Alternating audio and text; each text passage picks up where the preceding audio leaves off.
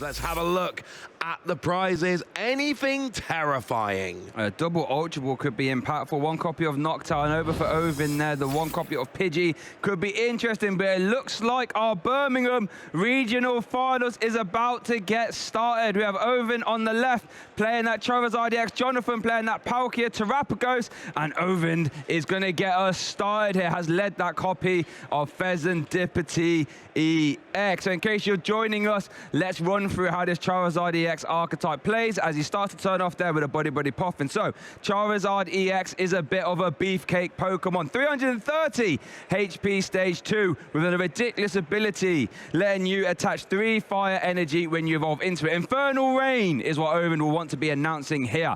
Also has a very good attack, Burning Darkness for 2 fire energy. Does 180 damage and then 30 more for each prize card your opponent has taken. So only gets stronger as the game progresses. But Öjvind does have some extra tricks I want you to keep an eye out for. Radiant Charizard is one of them, a big, hefty 250 HP damage dealing merchant with 160 HP as well. We also have the cursed Blast Line Dusknoir that can chip in extra damage via its ability. And worth noting as well, forcing your opponent to take a prize card with Dusknoir or Dusclops can work in your favor. Also have a whole multitude, a cornucopia of support Pokemon to help him keep ticking over. Pidgeot EX, Quick Search, letting you grab any card you like from your deck once per turn. Pheasant Dippity, flipping the script, draw 3 if one of your Pokemon was knocked out during your opponent's last turn. Little Cleffa can come up, Grasping Draw, and then we have Rotom V to instant charge and Luminion V to grab supporters when it enters play. Absolutely, we do. We see a Charmander and a Pidgey there. Pidgey to evolve into Pidgeot later. Charmander to evolve into Charizard. And you said about making your opponent take prizes. Well, Charizard does an extra 30 damage for each prize card your opponent's taken. Yep. Radiant Charizard's attack costs 1 colorless energy less for each prize card your opponent has taken. So this is one of those games where your opponent taking prizes, not the issue it is maybe in some other decks.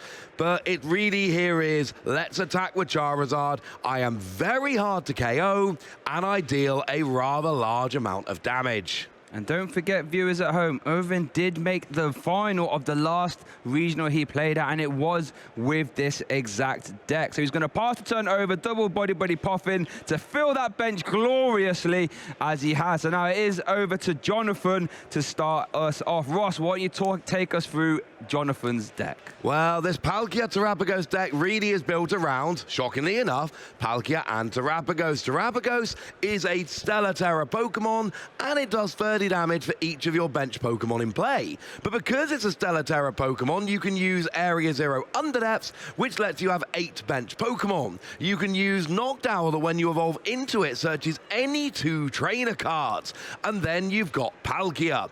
Palkia does 60 damage base plus 20 more for each bench Pokemon that you and your opponent have. So that's how you get up above the unified beatdown damage that Terapagos can provide. It's also got that ability Star Portal that lets you attach free water energy from your discard pile to your water Pokemon in any way that you like. And of course, that can power up Palkia, but it can also power up your Radiant Greninja that's got Moonlight Shuriken dealing 90 damage to 2 of your opponent's Pokemon. And we see Hoot in the active there for Jonathan. One thing we're going to see as we go through this game, leaving Hoot sitting on the bench. Charizard really doesn't do much bench damage. That's not in its game plan. But having a Hoot on the bench means it can become a Noctowl. And Noctowl is a real good support Pokemon, letting you grab 2 trainer cards from your deck when you evolve into it, as long as you have a Terra Pokemon in play. We are going to see concealed cards being used there for Jonathan. And let's see another who's going to come down. We'd love to see a Palkia V. I'm not 100% sure if I see an option here. There might be an Iono. Can't quite consult the hand there for Jonathan. Would love to get a Palkia V down at the very least. We're going to see a turn attachment perhaps to Radiant Greninja. And it has to be the Iono, surely. There it is. Paldean Fates, Iono, the only option here. Both players get a new hand of 6 cards because, you know, Terapagos, you can just play an attack. Yep. But Palkia, you really need to evolve into the V-Star. Palkia V is fine. Really, it's a conduit to the V-Star. It is the V-Star that really makes this deck tick. That's where all the extra damage comes from, and that is where the energy acceleration comes from. Do we have one? No. We got a buddy Poffin. I don't think we do, you know. I don't think I saw a way to get Palkia V there. In case you're wondering why both players just reset their hand, Iono forces both players to put their hand to the bottom of the deck, then they grab one for each prize card they have remaining. So both players get a fresh hand refresh to 6 there. Buddy Poffin, you grab any 2 Pokemon have 70 HP or less, or put them on the bench. It's safe to say Jonathan has a lot of those Pokemon out. Double Hoot would really, as you say, love to get the Palkia V. I know. Now, this is interesting. This is a card we haven't seen so far in the Palkia decks. That Bidoof obviously can evolve into the barrel to let you draw to your 5 cards. Now, this is a very strong card here, Ross, that Fan Rotom. Love Fan Rotom. It's not a playability, it's a usability. It's only usable on your first turn of the game, but it lets you search for 3 colorless Pokemon with 100 HP or less. And no, they don't have to be basic. We've already seen a Noctowl coming to the front of the pack there. That means that you're going to save that in your hand for next turn so that you've got that guaranteed search for 2 trainer cards. We've also got another Hoot and a Fan Rotom, but there's no Terapagos right now, and very, very importantly, Jonathan actually is bench locked right now, because you have to use that last bench space for Terapagos, or else you don't get access to Area 0 Underdepths. You could use your last bench space for Palkia, but the problem then is you can't play a Terapagos, and Palkia's output is severely diminished. We are passing with no Palkia V on the board. There's a bunch of draw there for Jonathan. Not entirely sure what he's attacking with yet. Nothing yet. There's no point in putting a Terapagos down if you can't attack with it, so might as well leave it in the hand. Over to Öjvind now. Going to start the turn off there with an Arven. Fantastic card for the Charizard EX archetype, letting you grab a tool card and an item. Now, bear in mind, a tool card these decks love to play is Forest Seal Stone, as we see it being taken there. It is a tool card that can be attached to any Pokemon V. If it is, that Pokemon now gets the V-Star ability, Star Alchemy, which lets you grab any card you like once per turn. So Arven just has a whole lot of value, as we do see Nest Ball for Rotom V. There we do see that Star Alchemy, and it looks like we're going to see a Pidgeot EX being set up. Fantastic card. There it is, because Quick Search basically reads once per turn. Whatever you like from your deck, just go and grab it. Yeah, already had the rare candy, so going and searching for that Pidgeot means you get that quick search. And the general rule is Pidgeot first, because then Pidgeot gives you that search for the rest of the game, and you can use that search to set up your Charizard, your Dusknoir, etc. Pidgeot is very much the priority here. And we did see Alexander in top 8 taking out the Pidgeot, trying to starve Charizard of resources. But here we see that Öjvind not only has the Pidgeot down, but has used the Forest Seal Stone immediately. So if it gets removed, doesn't really matter. As we do see a Charmeleon coming down, Dusclops coming down as well, and an instant charge that ends your turn, but you can draw 3 cards. A very nice setup turn, not the most explosive, but Öjvind getting in the game. The longer the game goes on, you have to favor Charizard. It is over to Jonathan now. Looks like Terapagos EX has now hit the bench. That means Jewel Seeker, Noctowl is now online at the very least. Yeah, we'll still need the stadium there if you want to get 8 bench Pokemon. Yes. And really, we want a Palkia. I mean, honestly here, I think you play Noctowl, you go and get yourself an Area 0 Underdepths and something to search out the Palkia. That's my preference right now, because now you can use Terapagos, it is an attacker, but this isn't a build that's playing double turbo energy. It's a water energy build, and because you didn't get an energy down last turn, it means that you've got Glass Trumpet. That's your only option for attacking this turn, which is an option. Yep. But it's still not ideal. However, if you get 8 bench Pokemon out, actually, I'm going to be honest with you. What's that? Get 7 bench Pokemon out. Don't even need the 8th. Then you will actually be able to get a 1-hit KO on that Pheasantipti there. So that will do 210 damage, KO the Pheasantipti, get you your first 2 prizes. So we are looking here for a Glass Trumpet, an attachment for turn, and a way to get the Hoot out of the active. there is a dreamer scenario, right? I still want a Palkia, though. If you can use... Okay, looks like Irid is being taken there. So there is a world in which Moonlight Shuriken is live. There's only one Charmander and one Charmeleon. Both have 90 HP, right? Yep. There is a world, Glass Trumpet, Turn Attach, Energy Switch.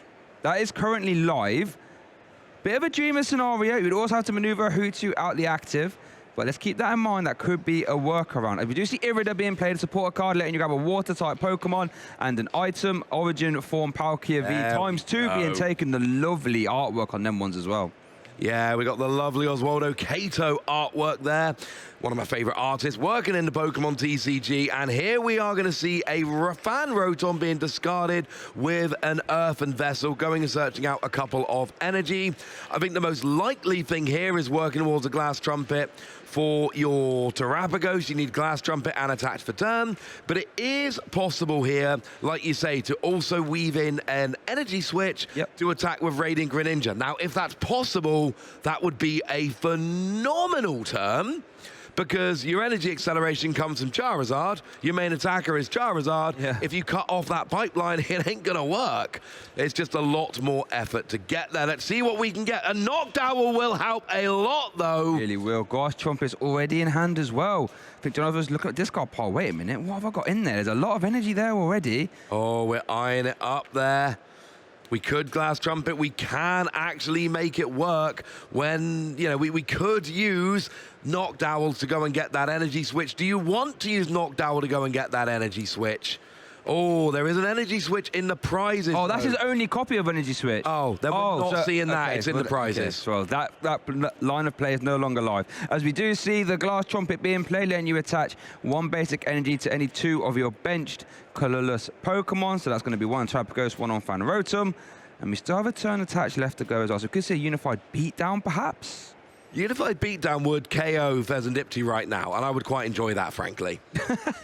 Fair enough. That's what I mean. There is another option here, which is you Prime Catcher a Charmander and KO it with Fan Rotom. That Fan Rotom, we saw it getting used in the top 4 game, right? Does 1 energy, 70 damage if you have a Stadium in play. That's a terrific number at dealing with evolving basic Pokemon like Charmander on the bench who has 70 HP. As we do see Jaw Seeker concluding to grab an Ultra Ball and a Prime Catcher, Ross, you might be onto a winner there. There is your Ultra Ball. We're going to be going and searching for a Pokemon here. Now, the bench is actually full. There are 8 Pokemon, so you'd be going for presumably an evolution here. Might be a Palkia V-Star for next turn, or it could be a Bibarel. There it is. Bibarel. And that is going to be a draw engine for the rest of the game, and this is what we like. We've got a Hoot ready to evolve into a Noctowl. We've got a Bibarel that can be drawing cards right now. We've got a Radiant Greninja that's been used this turn, but every other turn is live. It means that hand disruption means very little. It means you're likely to draw the cards that you need. Yeah, Bibarel's interesting. Not a card we see terribly often, but being able to draw to have 5 cards you had once per turn, Industrious and Sizers, in combination with those Noctowl can really start to get the game out of hand. We see a turn attach to the Terapagos EX on the bench. Do we have a way to move this this Noctowl, actually? Yeah, because Prime Catcher switches. Oh, of course, it's silly me. There we do see the Prime Catcher being played. Now, is it going to be Charmander or Charmeleon? Going to go for 2 prizes. Yeah, I don't mind this. I'd actually rather KO the Fezandipti than the Rotom, but you needed to have a switch as well, so that's why we go for the Rotom here. Interestingly, and we don't, but if we'd been able to get a Palkia V down last turn, V-Star at this turn, we could have taken out the Pidgeot. There are enough bench Pokemon to do so. That would have been a much better target. I think the 2 prizes off Rotom V is fine, but I don't think it's as good as Fezandipti, and it's definitely not as good as Pidgeot. It really isn't, but now it is over to Öjvind now. Does have Dust Noir in hand to kind of evolve into that. And Cursed Blast lets you knock itself out, then you can put 13 damage counters on one of your opponent's Pokemon. That has a massive power spike. And does have Pidgeot as well available. Does have Flip the Script available now. So I would imagine whatever Öjvind wants to do has Arven in hand as well. He can probably do it. Yeah, being able to draw free with Fezandipti and then maybe play Arven and then go, right, well, there's one part missing from a combo I'm looking for. Let's go and get it with Pidgeot. That is going to be very appealing. Does actually, first of all, first port of call, what you really need, Charizard. Do need a Charizard. Can't really go too far without that. Here we do see Quick Search, though. Let's see what this grabs here. And it's interesting, right, because we saw in the other games just how impactful the Unfair Stamp is. With Jonathan having Barrel, Unfair Stamp isn't as impactful. So it isn't going to be the get out of jail free card that Öjvind might be used to. Might be forced to use Curse Blast into the Bibarel first, perhaps, and then use it on Fair Stamp. Let's see how it pans out. Yeah, I'm looking at the Curse Blast and Dusknoir. I'm looking at Radiant Greninja. I'm looking at Bibarel there. Either of them could be KO'd straight up. You're swapping 1 for 1, but you're taking out the draw engine. Bibarel, if you're worried about the draw, is the better option, but if you're worried about a potential attack, that is where Radiant Greninja comes in. Here is your first Charizard coming down, and at this point, it's worth noting with 2 prizes taken by Jonathan, that means Charizard is hitting exactly 240 damage, which is already enough to KO Terapagos, even if we don't see Dusknoir being used. It really is. The Infernal Rain has started. Defiance Band, Unfair Stamp being taken off the Arven. Here comes the Curse Blast into the Bibarel, just as I said, to remove that draw option there. Jonathan does get to take a prize card, and then Öjvind also does as well. Unfair Stamp as well for both players to shuffle their hand away. Jonathan gets only 2. Öjvind would get 5. A fantastic comeback card there. Battle of the Ace-Specs, Prime Catcher versus Unfair Stamp. Here we go. Unfair Stamp is going to give Jonathan a 2-card hand. It's going to give Öjvind a 5-card hand, which is a lot better. And you still got your Pidgeot on board, which was the difference we saw back in the top 8 game. Keeping your Pidgeot is absolutely huge. Charizard now is going to come out and do way more damage than you need to. Actually, at this point, could have been KOing a Palkia, a V-Star. It's all irrelevant, though. You had enough damage for the Terapagos before the Defiance Bow, before the KO on your own Dusknoir. But the good news is you're going to take 2 prizes here. You're going to even it up, and you're going to put a Pokemon active that is much more difficult to deal with. Yeah, I'm sure Jonathan's going to try and play musical chairs with that Charizard. That doesn't really want to deal with that if he can get away with it. We did see Flip the Script activation there as well. But it looks like Pidgeot EX is going to retreat thanks to that free retreat cost. Love to see that. And we're going to see a hefty Burning Darkness here from Öjvind to even up this prize trade and then get himself in this final. 3 prize cards each. Let's see what Jonathan can do. How unfair was the Unfair Stamp? I mean, hopefully very unfair if you're Öjvind here, because you know what? That is your goal. You're actually looking for 300 damage what that attack was. Worth noting as well, since that was the only Terra Pokemon in play for Jonathan, would have to discard the bench down to 5 because the Area 0 Underdepth is no longer live. If you're wondering why those knocked out got sent to the discard pile. Yeah, they're not there anymore, unfortunately. You have to go down to, and it's really awkward, you have to go down to 5 bench Pokemon and then promote, so it actually forces you down to 4 bench Pokemon. Yes. That was a very important ruling that came out when this card first came. You know, Area 0 Underdepths was first there. What happens when your Terra goes away? Your Terra is knocked out. Oh, Area 0 Underdepths isn't there anymore. Discard your bench. Now promote your active Pokemon. As we do see Radiant Greninja Conceal cards being used there. Fan Rotom was promoted. And we could see the little 1 for 70 attack if you like, but Charizard EX, you know, it's not really too fussed about that. At the very least, would bring it into range of Subspace well, as we do see that lovely Crown Zenith Palkia V-Star hitting the bench. Jonathan just debating on what to do here. This is the problem with Charizard EX. It's not going to go anywhere. 330 HP is a big number. You can't really deal with it in one hit. And the longer the game goes on, Ross, the faster that Charizard EX starts to knock on your door. Yeah, absolutely. And here's the thing. You've got Area 0 Underdepths. What you really want to do is try and get to like 6 bench Pokemon, because then you can hit 240 and it's in range of a Greninja. That's not happening here. It is just a 70. And my issue with this is essentially this brings it into range of a potential Subspace Swell, but even then you've still got a prize remaining. We saw a play in top 8 where it's do lots of damage to Charizard, and then you can finish that off while taking out a bench Pokemon for your final 3 prizes. Something like that would have been good this term. Wasn't possible, unfortunately. And, you know, Öjvind here has not won the game. Still got 3 prizes left to take.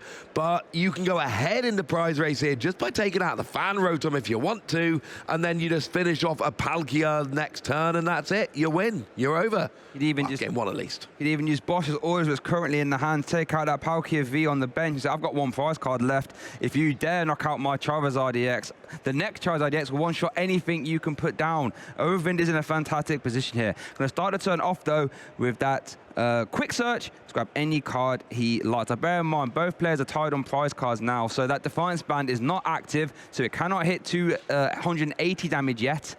and can't play counter catcher as well. Quick search target has been picked. Didn't quite manage to see what it was, though. I'm sure we'll get to see it soon. But I tell you what, Öjvind's hand is stacked, though, Ross. All manner of options are already there. So being able to just grab whatever card you like in a regional final when you would argue in the driver's seat as well must be nice. Yeah, I quite like the idea of just KOing the Fan Rotom, because if they don't KO my Pidgeot, I can just search for what I want next turn. And if they do KO my Pidgeot, it means I haven't KO'd my Charizard. What I really want here is Rare Candy Charizard, though. Yes. I want a second Charizard ready to go to really push it. Here we go with the boss's orders onto the Palkia V. Very important. The V-Star is actually out of range. Charizard is currently hitting 270. Ooh, and that's a concession That is from a concession. Jonathan has lost game one. He has conceded. Öjvind wins game one. Charizard is one game away from that regional champion that so eluded him back in Stuttgart. Yeah, hasn't had to wait long to get himself in this position. Only had to wait one event and is currently one game up. Big smiles there from Öjvind. You have to say he was in the driver's seat for most of that game. Once that Charizard EX comes out, Ross, it just gets a bit devastating. Here is our replay there. I actually had to turn it off. It didn't go for the Rare Candy. Rotom went for the instant charge instead. But at this point, it was all she wrote. This Curse Blast here, this was the turn. As I said, get rid of the barrel, unfair stamp, and grind Jonathan down to a halt. And that's exactly what happened. And once that Charizard EX comes out in combination with that unfair stamp, you ask your opponent a lot of questions. Say, right, deal with this 330 HP Pokemon right now, because if you don't, it's gonna deal with you. And we see the KO there. Big KO onto that to the Terapagos. We then see the boss's orders KOing the Palkia, at which point Jonathan looked and went, you know what, Öjvind, I can't do this. I've not got a good enough setup. You are too far ahead. Let's go to game two. I know what's funny, right? What's that? You do all right at a tournament, but you fall a bit short. You go home, and you know, whether it's your wife, your girlfriend, your friends, your parents, whoever it is, what is the one thing they always say to you? It's all right. You'll get the next one. Yeah, that is true. Öjvind's taking it very literally. Ooh, 2 copies of Fan Rotom prized. Does play 3, so that is still currently live there. Irida is currently prized as well. Plays 2 of them. Okay, so prize cost for Jonathan, not terribly impactful there, worth noting. Looks like Öjvind was probably mulliganed a couple times. And you know what, to be honest, if you're in a regional final and you're 1-0 down, I would love for your opponent to start doing some mulligan. It has mulliganed once, confirmed. In case you don't know, if you go to start with the game of Pokemon, you haven't got a basic Pokemon, you will show your opponent your hand and say, whoops, I haven't got a basic Pokemon, can't start. You then get a new hand, but your opponent starts the game with 1 extra card. Absolutely, you cannot start a game at a Pokémon TCG without a basic Pokémon. 2 Arven prized and 1 counter catcher stand out. Nothing horrendous here from either player, which is the way we like it. So, Jonathan there lost game 1. They get the choice of whether to go first or second in game 2. Looks like they're going first and starting off with a nest ball. Things you love to see. Right, come on then, Jonathan, if you want to leave here the Birmingham regional champion, you have to win this game. No ifs, ands and buts about it, and you have to win the next one. It all starts now. Jonathan's March comeback has to begin right now. Nestball looks like not that Radiant Greninja at the very least. One interesting thing I want to keep an eye on is that Jonathan wasn't able to develop Palkia V early. Let's see if he can try and get that out earlier now, because that could be the difference maker to start firing off those big hefty subspace well. Looks like Fan Rotom potentially being eyed up here. Whether you want to list this as a Palkia deck or a Terapagos deck, one thing is certain, you need an early Palkia V. You need a turn 1 Palkia V, because a turn 2 V-Star, it gives you great offensive pressure, it gives you options for accelerating energy, it makes a gigantic difference. So Fan Rotom is being activated here. We have got our Fan Call ability being used, only available on your first turn of the game. Yep. 3 colorless Pokemon with 100 HP or less, actually going for a Hoot Toot and a Noctowl and a Bidoof here. Basically going, I want all the Pokemon to evolve next turn, and I want 1 Pokemon guaranteed to evolve.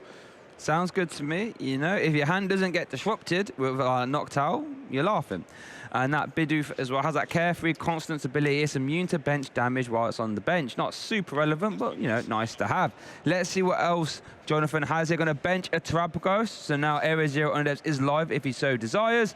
So it looks like we're going to see a turn attach. I imagine to Terapagos. Could be to the active as well. And let's see. Turn attach to Terapagos on the bench. And I think that might be a pass.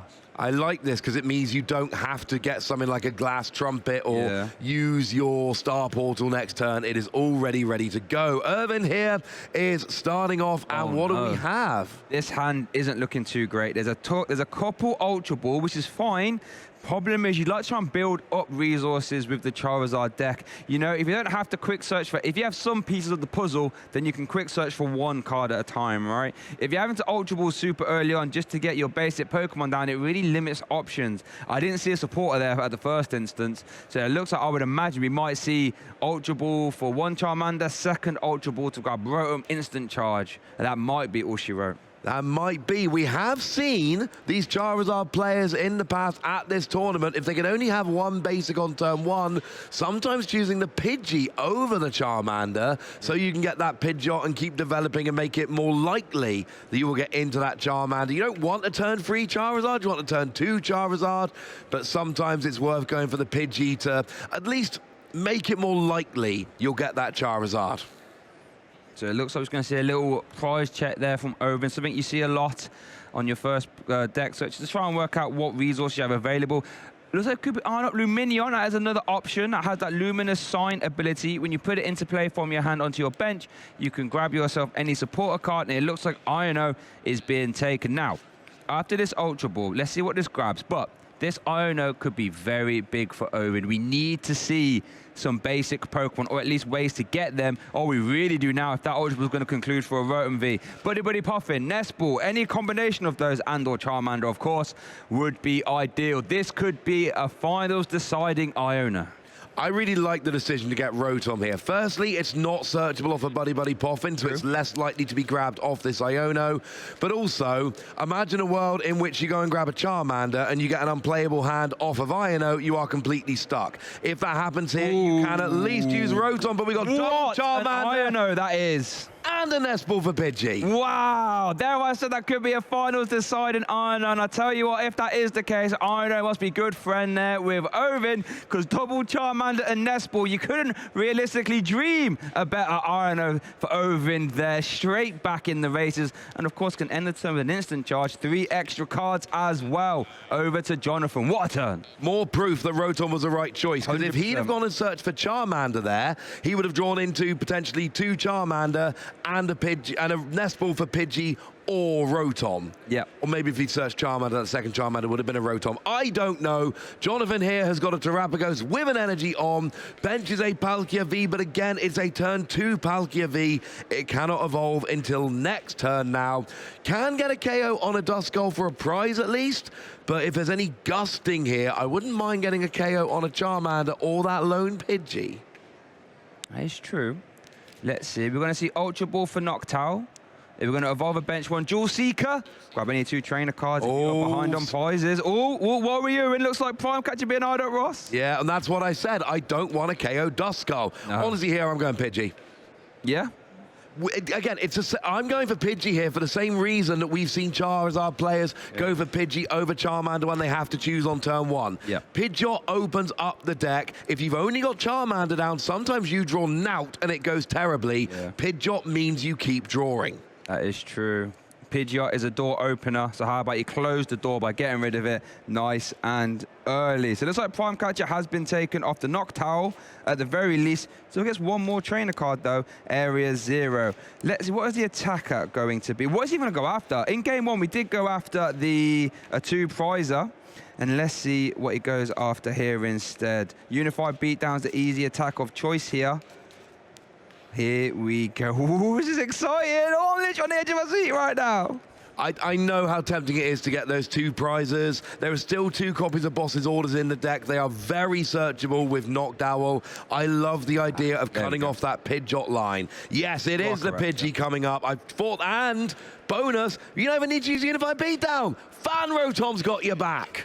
And we do see an Iono as well. They're going to reset after that instant charge. I just saw you ended the turn with 3 cards there, Öjvind. Get them to the bottom. And Jonathan gets a fresh new hand of 6 as well. As you say, leaving a 1 prizer in the active. Öjvind doesn't really want to have to deal with that. He'll have to try and navigate around it if possible. We've got a Nest Ball and a Buddy Puffin there if we want to keep getting our basic Pokemon out. Certainly we want Well, I was going to say we want another Hoo-Hoo here. We've got one down. I still wouldn't mind another one. Radiant Greninja's the obvious. That's already been searched for. So it looks like we are going to be using a...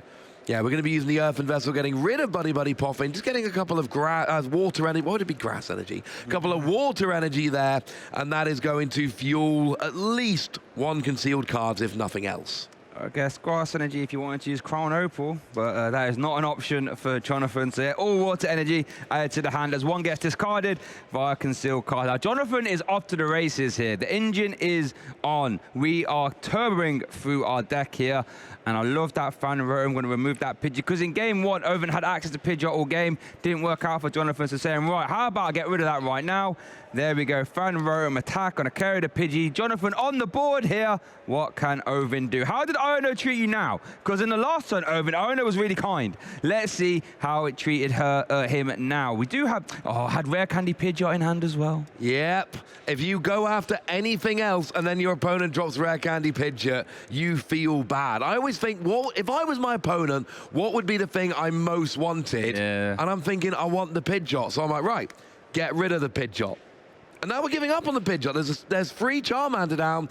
There's no Pidgeot. The only draw engine is Rotom, which ends your turn to do so. Öjvind is being kind of cut off of a lot of draw here. PokéStop will help, though. It will help as a card that he's popularized in the Charizard EX archetype. Forces Jonathan to discard. But here we do see the PokéStop. How's it going to treat you? That's a great start. Great start! Öjvind! Goodness gracious me! Must have a high level on Pokemon Go because he knows his way around a PokéStop.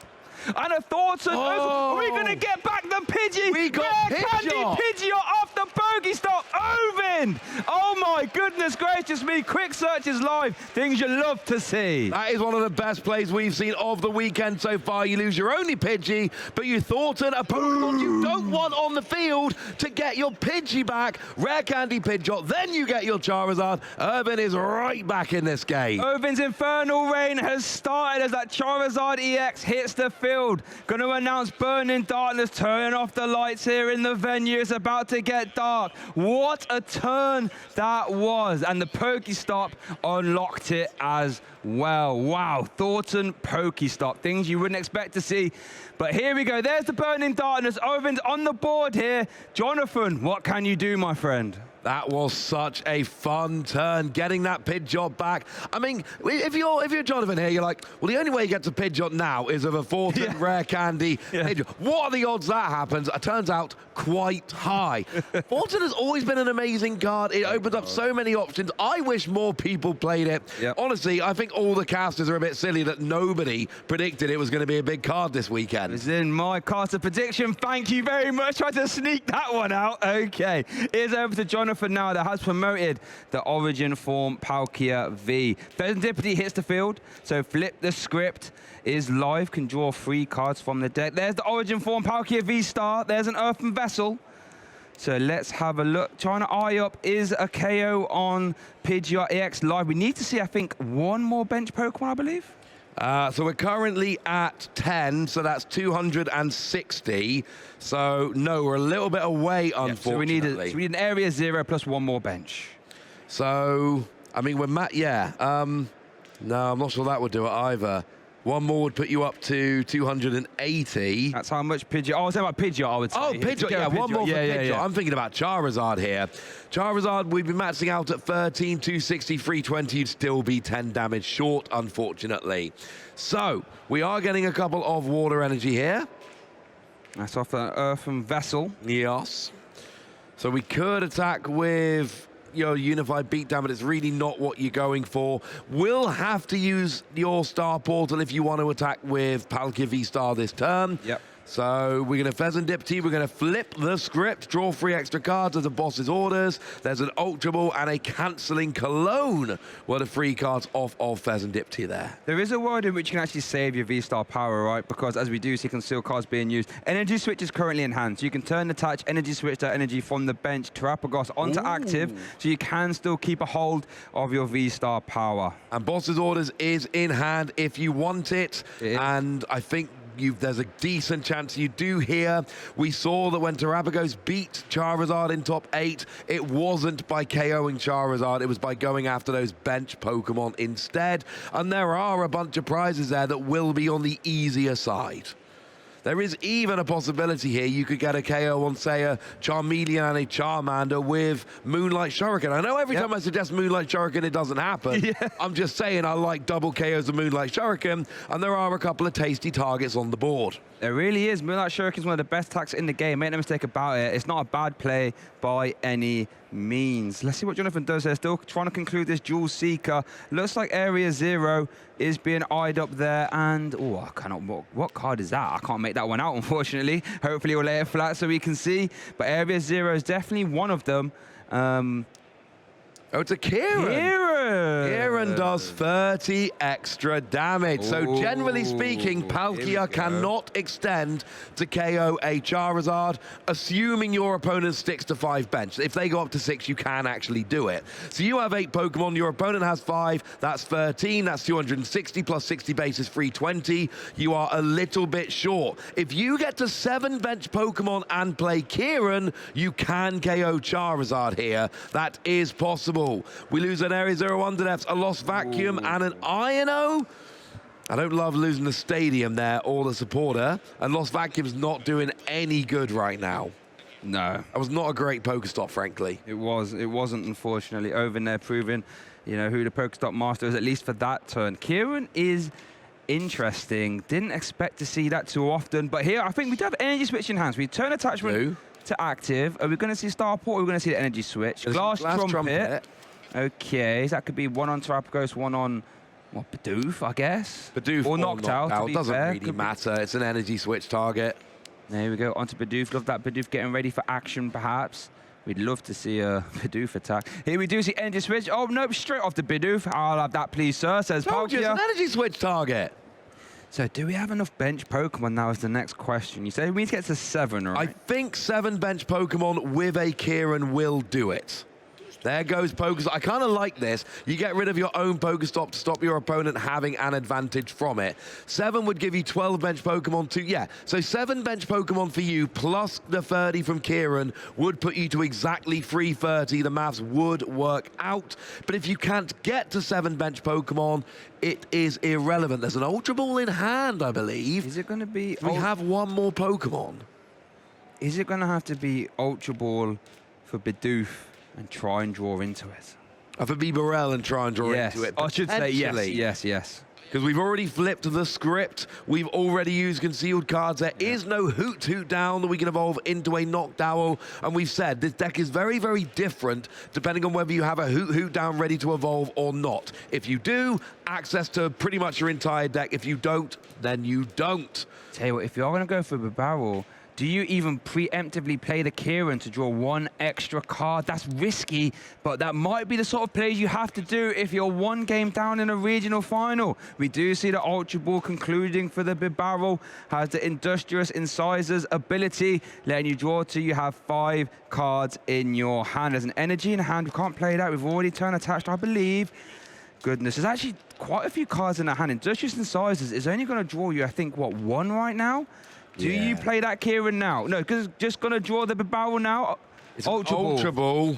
So, and it looks that's just the Subspace Swell. Okay. So 260 off the Subspace Swell. It's not ideal. Does put it into Radiant Greninja range for a potential free prize KO down the line, which is very important. It is. But that's not what you wanted. Clearly there, Jonathan was thinking, what if I could extend? 2 bench Pokemon were needed. And really, because of the Ultra Ball, it was actually 1 bench Pokemon was needed. But it wasn't there, unfortunately. So you had to just do the damage. And now we see a quick cert from Pidgeot. Now, Pidgeot now live after that fantastic clip-worthy Thornton play. Things you love to see. Looks like Night Stretcher could be being eyed up. Yeah, there is a Charizard EX in the discard pile. So Night Stretcher of the quick search essentially reads, grab yourself a Charizard EX, 3 fire energy from your deck as well if you like. So I think that was Night Stretcher being taken there, was it?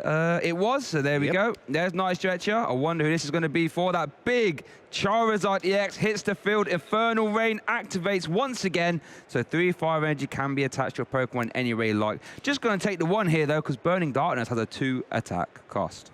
Yeah, there's always an argument to try and set up another Charmander if you've got the energy in deck, but you don't need to right now. You're in a decent position. You've got a backup Charizard you're attacking. There's a boss's orders onto Pheasant Dipty. This will be 2 prizes and, crucially, cutting off access to flip the script. I like this. And now you're saying to Jonathan, right, I'm actually ahead now. I've got 3 prizes remaining. You've got 5. What can you do? Fine, you did a lot of damage to my Charizard, but you know what I did in return? I just took a couple prizes. Strong turn there for Öjvind. Okay, Jonathan, what can you do? You have a wounded Charizard EX in the active, heavily damaged, in range of Moonlight Shuriken, as you say, Ross. Honestly here, this is, and I know I say this a lot and it never happens, I really want a Moonlight Shuriken this turn. Charizard EX would go down, Charmander or Duskull on the bench would go down, and honestly, I might even be tempted to leave the Duskull because you know what? Yeah, fine, give me a prize, put me at 1 remaining. Yep. I am kind of all right with that. So it is an option with Radiant Greninja. Otherwise, you can KO with Palkia. And actually, what's crucial here is the difference between taking 2 and 3 prizes. Yep. If you take 2 prizes, Charizard maxes out at 270 damage. It does not get a KO on Palkia. If you take 3 prizes, however, Charizard does 300 damage and will get a straight KO on Palkia in return. So I like this play a lot. Boss's orders onto Rotom feed, because what did I just tell you, Shay? Taking 2 prizes is better, at least in some ways, because it keeps you out of range. Do we have a pivot option, though? Tell me it's not stuck in the active. No, you can turn attach at the very least, right? Okay, I think you can. Oh, that wasn't a pass, was it? No, surely not. I think he's just maybe just thinking perhaps. Yeah, you have 1 energy. Yeah, it definitely has 1 energy in hand. We can see it. But then it's a choice between retreating or concealed cards. Here we go. Here we go. So now we are going to have the. Our portal's being used here. Do we KO the bench and leave Rotom active and hope there's no pivoting option? I mean, to be fair, Charizard EX don't play too many energy and they've attached from Infernal Rain, so perhaps this is the play. And we just saw 1 energy being grabbed from Infernal Rain. Might Jonathan be going, do you only have 1 in deck?